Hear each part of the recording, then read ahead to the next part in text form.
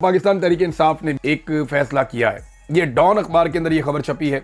इसी हवाले से पाकिस्तान तहरीक इंसाफ ने खैबर पख्तूनख्वा असेंबली में माइंस एंड मिनरल बिल तरमीमी बिल से मुताल्लिक बयानात पर पाबंदी आयद करते हुए बिल की मंजूरी इमरान खान की इजाज़त से मशरूत कर दी होगी। आपको अब इसके ऊपर कोई बयान नहीं देगा पाकिस्तान तहरीक इंसाफ का बंदा, और इसके मामले पर सख्त हदायत जारी की हैं। जबकि कमेटी ने सूबाई हुकूमत को बिल्स पर जल्दबाजी ना करने की भी हदायत दे दी है। फैसला किया गया है कि बिल्स पर किसी कारकुन या रुकन ने बात की तो उसके खिलाफ कार्रवाई होगी, जबकि हुकूमत तमाम स्टेक होल्डर्स को एतमाद में लिए बगैर बिल असेंबली में पेश ना करे। क्या पाकिस्तान में जमहूरियत नहीं है? कारकुन बात नहीं कर सकता इसके ऊपर? खैबर पख्तूनख्वा की काबीना ने एक बिल जो मुतनाज़ बिल है और एक तनाज़े की शक्ल इख्तियार कर गया है, खैबर पख्तूनख्वा की असेंबली ने उसको जो उनकी वो कैबिनेट है उसने पास किया, असेंबली में उसने जाना है, तो लोग उसके ऊपर बात क्यों ना करें? क्या पाकिस्तान में मार्शल लॉ लग गया कि बात ही ना करे कोई? हाँ, एक पॉलिटिकल पार्टी अपने अरकान के ऊपर तो पाबंदी लगा सकती है, लेकिन आम कारकुनों पर पाबंदी लगाना क्या ये जमहूरी है? ये भी एक सवाल है। लेकिन एक चीज़ है बड़ी इंटरेस्टिंग, ये मुझे पाकिस्तान तहरीक इंसाफ के एक रहनुमा ने फ़ोन करके मुझे बताया कि इमरान खान साहब अक्सर हमें एक बात समझाते थे सबको कि जब आप जाते हैं टॉक शो में या मीडिया शो में या किसी जगह पे भी आप अपनी बात करते हैं तो अपना फोकस मत हटने दिया करें। ये जो इदारे हैं या मीडिया के अंदर बैठे हुए लोग हैं, ये जानबूझकर आपका फोकस शिफ्ट कर देते हैं। मैं चंद मिसालें आपके सामने देता हूँ ना। इस वक्त देखें ना, प्रोग्राम होने चाहिए, प्रोग्राम शुरू कहीं से होता है, डिस्ट्रैक्ट करके कहीं से कहीं ले जाते हैं। प्रोग्राम होने चाहिए, मुल्क में बेरोजगारी है, दहशतगर्दी है, बैड गवर्नेंस है, महंगाई है, करप्शन है, इंसानी हुकूक की पामालियाँ हो रही हैं, मैंडेट की चोरी हो रही है, जबरी गुमशुदगियाँ हो रही हैं, ऐसे बहुत सारे मसाइल हैं। हमारे टॉक शोज इन पे होने चाहिए ना, इन पे बात होनी चाहिए। लेकिन बात क्या होती है, क्या इमरान खान डील करेगा, और वो भी इमरान खान का नाम लिए बगैर? क्या तहरीक इंसाफ में फॉरवर्ड ब्लॉक का ऐलान होने वाला है? क्या तहरीक इंसाफ के धड़ों में इख्तलाफ शदीद हो गए हैं? तहरीक इंसाफ के टोटल कितने धड़े बन गए हैं? सोशल मीडिया पोस्टें कौन कर रहा है, कौन करवा रहा है? और होता क्या है कि पाकिस्तान तहरीक इंसाफ के जो लोग जाते हैं नॉर्मली वो इनके ट्रैप में आ जाते हैं। ये मुझे एक रहनुमा पाकिस्तान तहरीक इंसाफ के उन्होंने बताया, और वो उनके जवाबात देना शुरू कर देते हैं, और जो बात करनी है मीडिया के ऊपर जो करनी चाहिए, हमारे साथ जो जुल्म ज़्यादती बर्बरियत हो रही है, वो उस पर बात करने की बजाय वो नॉन इश्यूज़ के अंदर जाके फंस जाते हैं। तो इमरान खान साहब ने जिस तरह इस पार्टी को गाइड किया था उसके ऊपर ये नहीं चल पाई। अब मिसाल के तौर पे ऐसी कि रेजीम चेंज ऑपरेशन के ऊपर इमरान खान साहब ने हुक्म भिजवाया कि एक प्रेस कॉन्फ्रेंस की जाए मुजम्मिल असलम साहब को, और उन्होंने वो करनी थी, 9 तारीख को नहीं की, फिर बाद में उन्होंने की। तो मुजम्मिल असलम साहब ने जब प्रेस कॉन्फ्रेंस की तो उसके अंदर जब उन्हें सवालात किए गए तो वो डिस्ट्रैक्ट हो गए और वो मामला आ गया मादनियात बिल की तरफ। अब क्योंकि ये चीज़ सूट करती थी पाकिस्तान की मिलिट्री एस्टेब्लिशमेंट को या पाकिस्तान की वफाकी हुकूमत को, तो उन्होंने फिर मीडिया को खुला छोड़ दिया कि चलाओ इसको। तो उसको फिर भरपूर कवरेज मिली, बहुत ज़्यादा। जो असल प्रेस कॉन्फ्रेंस थी वो खूह खाते चली गई। जो रजीम चेंज ऑपरेशन के नुकसानात पाकिस्तान में हुए, वो सारी प्रेस कॉन्फ्रेंस जिस पे उन्होंने मेहनत की, मुजम्मिल असलम साहब ने बड़े मेहनती आदमी हैं और बड़े शानदार आदमी हैं।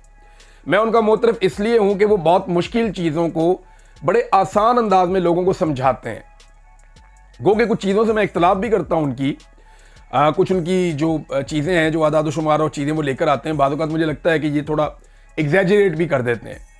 लेकिन ओवरऑल देखें ना तो उनके अंदर एक खासियत है मुजम्मिल असलम साहब में, कि वो जो मुश्किल तरीन टर्मिनोलॉजीज हैं इकॉनमी की, वो आम आदमी के सामने चीज़ें ऐसे रखते हैं कि आम आदमी को समझ आ जाती है कि उसके साथ धोखा क्या हो रहा है। और ये एक बहुत बड़ी क्वालिटी है, ये बहुत कम लोगों में होती है, उनके अंदर ये क्वालिटी है। अब उन्हें इमरान खान साहब ने कहा था तो किसी वजह से कहा था ना कि बेड़ा गर्क जो पाकिस्तान की इकॉनमी का हुआ है उसके ऊपर आप पूरी प्रेस कॉन्फ्रेंस करें।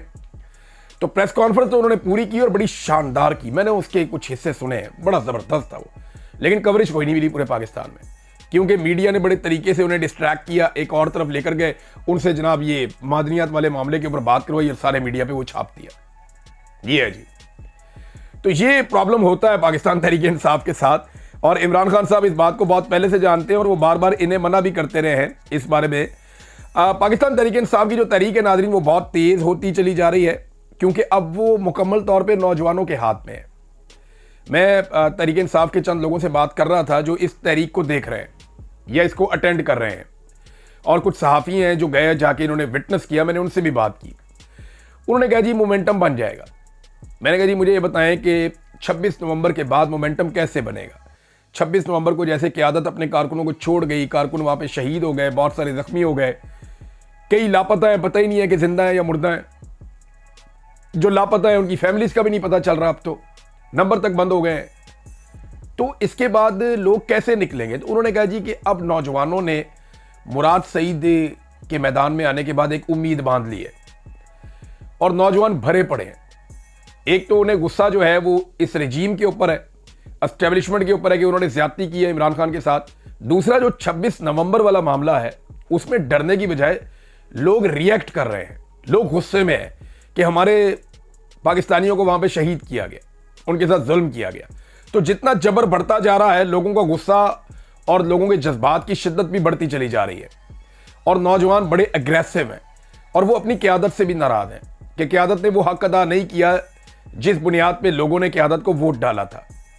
यानी नौजवान ये सिंपली कहते हैं, जिस भी जलसे में जाते हैं, सहाफ़ी मुझे ये बता रहे कहते हैं जहां पे भी हम जाते हैं लोग दो ही सवाल करते हैं। मैं यहाँ पे बरतानिया में कहीं पे मूव करता हूँ, किसी भी शहर में जाता हूँ, लोग देखते हैं, मिलते हैं, एक ही बात पूछते हैं। उस दिन मैं गया, वहां पे मुझे 200-250 आदमी मिला।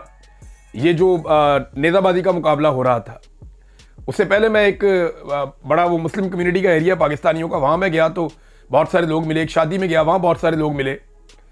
तो लोग एक ही बात पूछते हैं बार बार। लोग कहते हैं इमरान खान कब बाहर आएगा। मैं मस्जिद में गया नमाज पढ़ने के लिए, वहां लोग एक ही बात पूछ रहे थे, इमरान खान कब बाहर आएगा। जिस बंदे से बात करते हैं वो कहते हैं जी एक ही सवाल है जो आवाम हर जगह पे हमसे पूछ रही है, और पाकिस्तान में भी सब लोग यही सवाल पूछ रहे हैं कि इमरान खान को बाहर निकालो, उसके पास हमारे मसाइल का हल है।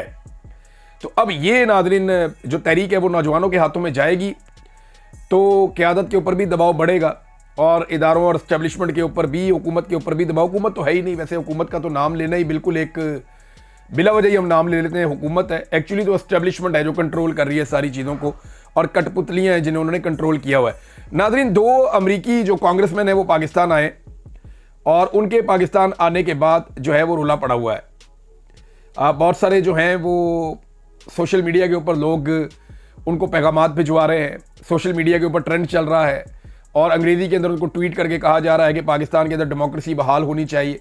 रिजीम चेंज ऑपरेशन में जो नुकसान हुआ उसके ऊपर बात हो रही है। तो अमेरिकी कांग्रेसमैन का एक वफ्द है, इसमें 2 मेन कांग्रेसमैन हैं जिनमें एक जैक ब्रैकमैन और दूसरे टॉम स्वाजी। ये दोनों पाकिस्तान में आ गए हैं और ये 15 अप्रैल तक पाकिस्तान में रहेंगे। अगले 2 दिन ये पाकिस्तान में है।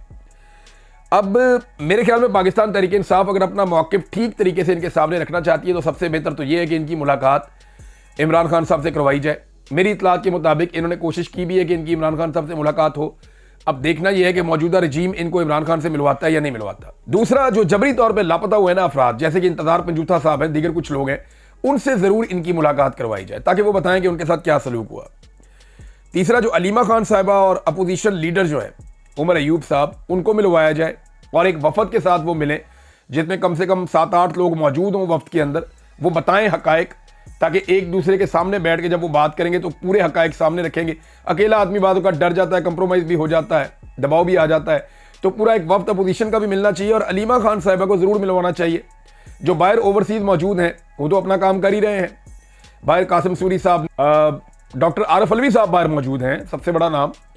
फिर शहबाज गिल हैं, शहजाद अकबर हैं, जुल्फी बुखारी हैं, दीगर और बहुत सारे लोग हैं। ये सब लोग भी अपने तौर पे हकायक सामने रखते रहते हैं, चीज़ें बताते रहते हैं।